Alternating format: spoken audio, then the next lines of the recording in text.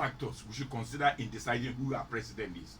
We need competence, we need character, and we need capacity.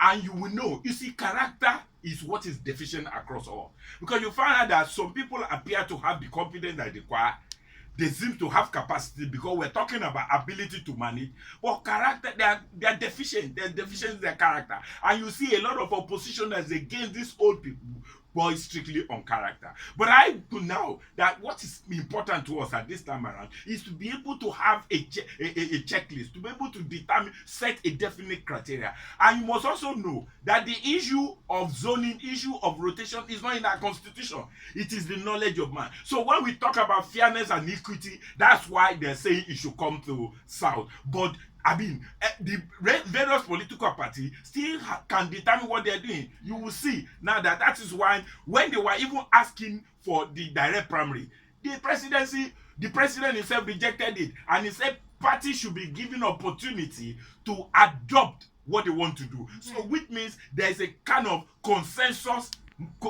mode that is attached to it. That is, you can do indirect, you can do direct, you can also ensure that there's consensus in what you are doing. So I want to submit that well, it is true we can complain about this because of what has happened. We want people who are old to be at the back, to be able to advise and guide. And then two, the youth too should come, because it's not going to be on a platter of gold. We have a lot of complacencies among our youth. There's no vibrancy among our youth. It is true they can do, but let them show competence. Let's go into the and let's see what to do. Thank you very much.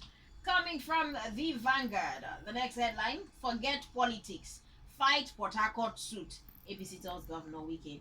Now, the River State chapter of APC is saying that despite the best effort of the party to discourage the politicization of the fight against suit in enveloping Port Harcourt and endangering the lives of residents in the short and long term, it's becoming very obvious that the River State governor, according to them, Chief Nyesom Wike, is hell-bent more on reaping political dividends from it rather than pursuing an altruistic fight.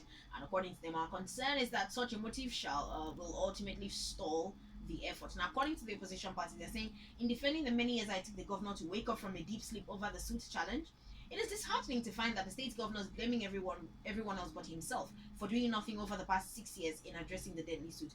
When the governor is not blaming security agents, he's blaming the federal government. There's a lot more said about this, so keep that in mind. But before we go into your comments on that, we've got a message here quickly. Thank you very much for your message. This is from Emmanuel from Oregon, and Emmanuel says, sincerely, age is irrelevant so far the candidates can perform, but as it stands now, with people of questionable past parading themselves to be interested in ruling Nigeria, may we not continue to regress like this.